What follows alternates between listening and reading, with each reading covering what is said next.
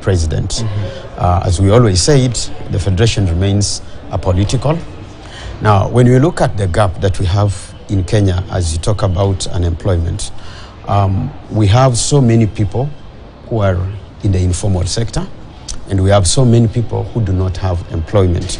We are looking at over 6 million plus or so. If you look at the statistics that we have from the UN, it indicated that when you look at the youth population, almost 40%, at 9-point-something% are unemployed. Now, look at our employment trend from 2013 to 2021. If you look at 2013 and 2021, you get that the growth in employment has been 4.7 million employment job opportunities. Now, these job opportunities, 4.1 million of them are in the informal sector, or what we call the juakal sector. Is only 700,000 that are in the formal sector. So if you look at the mathematics, you get that growth has been in the informal sector. If you look at where we were in 2013 and looking at where we were at the close of 2021, 1.6 million employees were in the modern private sector. And then you get that about 600,000 those ones who are formal were in the public sector. That has raised to 2.9 million employees, with 1.9 being in the private sector and about 900 or so being in the public sector. Now, what does that one tell you?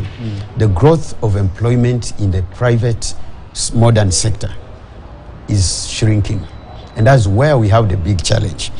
The other thing that it tells you is that the informal sector is expanding, is eating the formal sector. Yes. That's another big challenge. Now, how is it the big challenge? If you look at today, the biggest challenge that Kenya faces is high poverty. I know we're talking about high cost of living, but what is it leading to? Yes. High cost of living is one of the factors there. The other thing, you look at the jobs, the SMEs, the small, medium-term businesses, most of them are failing. You look at the many issues that goes around that, you get that many of the households are getting poorer and poorer every day. The challenge we have in Kenya is an investment challenge. People are not investing.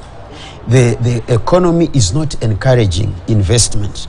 Not just about savings, the investment opportunities, where the little that the people are having, they can be able to invest, and as they invest, then the economy starts growing, starts creating employment.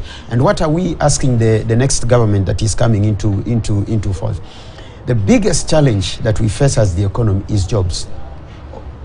If you look at the administration that is coming and the Kenya Kwanza manifesto, and you sum it to one thing, that we are going to put money in the pockets of the people.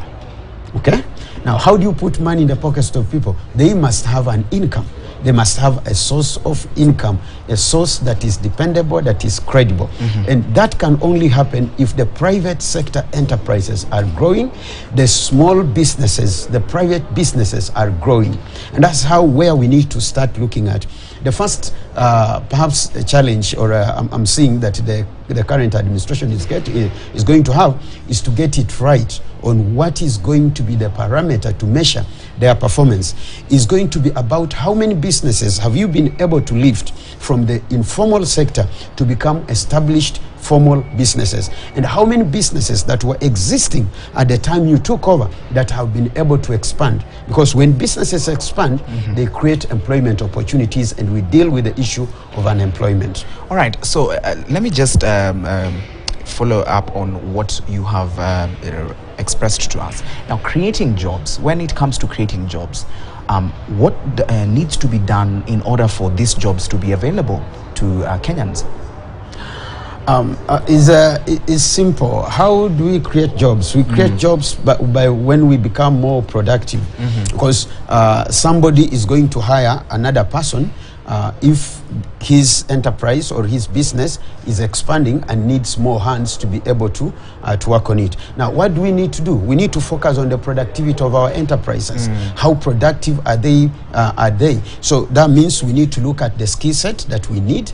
We need to look at the kind of equipment that we need to have in our enterprises, and we need also to look at the policy. How is the policy encouraging efficiency at the workplace? That's very important. If you look at countries that have advanced, look at China, for example, which has sent huge of export of their products all over the world. What did they focus on? They focused on in ensuring that their small businesses are able to be at the level where they export into external market. And that's where we need to start. Our small businesses, can they be able to produce commodities that are of quality that can be exported to markets? In Kenya today, almost everything we are importing, including the pins that you are using, including the toothpick, we are importing. Is that something and yet we talk about employment? That means we are shipping out the employment. We need to support our productive sector. We need to ensure that our own local enterprises are growing. We need to put in policies that ensure that the quality of products that these enterprises are producing are able to compete in the market. Now look at the Juakali sector, which is a very interesting sector. What is the challenge? We are producing products that you can only sell to your neighbor who is also in the same challenges that you are in. With that, you cannot go anywhere. We need, as we open the East African market, the region, we brought in the DRC Congo. If you look at the COMESA region, if you look at the African Continental Free Trade Area Agreement that is opening up Africa for trade with Africa, what does that mean to us? It means that our products need to be at a quality where we can be able to send them to the market, to those markets. So what do we need to do? We need to look at the way we skill our people. We don't just to skill them so that when they produce the furnitures outside there, the furnitures that if serious outlets or perhaps can be even a furniture mart or a supermarket or whatever it is, cannot display those furnitures. We need to have the quality that they can display and even be able to send outside, and that way we create employment. All right, now let's move on and look at the younger generation. And as we've seen, the percentage of the younger generation that is unemployed is huge, really huge. What could be the reason for this? There are a number of factors that are at play. The first one is about how we are coordinating our training policy, skills development policy with our industrial development policy. People are going to colleges for the sake of going. They are being taught things with faith that when you get into the market, there will be an opportunity for you.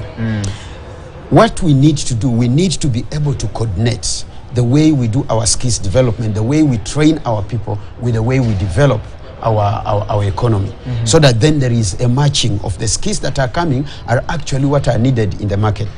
The second thing is the areas of emphasis of our training. We are still emphasizing training on blue-collar type of job, the white collar, where you'll be in an office and sit and feel good. Those are not the kinds of things we need. We need hands-on skills that are able to produce products that can be able to compete, and then that way we move many people out of unemployment. So we need to coordinate. The next thing that we are having is that we are not committed to our long-term development plans. And that's where we need that commitment to our long-term development plans, so that if we have a 5-year plan, if we have a 10-year plan, like the Vision 2030, the medium-term plans that are in place, the government needs to be committed. Their manifestos, they need to be committed to implementing those plans fully. What is the outcome of that? Is that when you are training and you know that this is how the economy is going to move, these are the kind of policies that are going to be in future, this is how the development is going to happen, you start now training towards that when the people you're training gets into the market, If we need engineers to build a certain road, you will have the engineers already.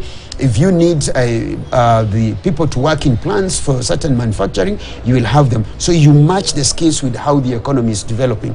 The next thing that you get into that, you get stability and predictability of policies, and that is very important for the investors, because they can be able to predict that if I put here the investment, if I put here my capital, then after in the coming 10 years, this is how the business environment is going to be, and it makes it easier for all of us. Now, the other thing that we need is to develop what we call the labor market information system, a very robust labor market information system that can be able to project, because when you start training, like the people today who are in high school, if you spend the 4 years in high school, then go spend perhaps 4 years in the university, so those are the 8 years. In 8 years time, when you come to the labor market information system must have told us what is coming, so that then when you get there, there is a job for you. Okay. All right. Thank you so much for your time and just discussing with us about this. All right. So finally, we have to look at the African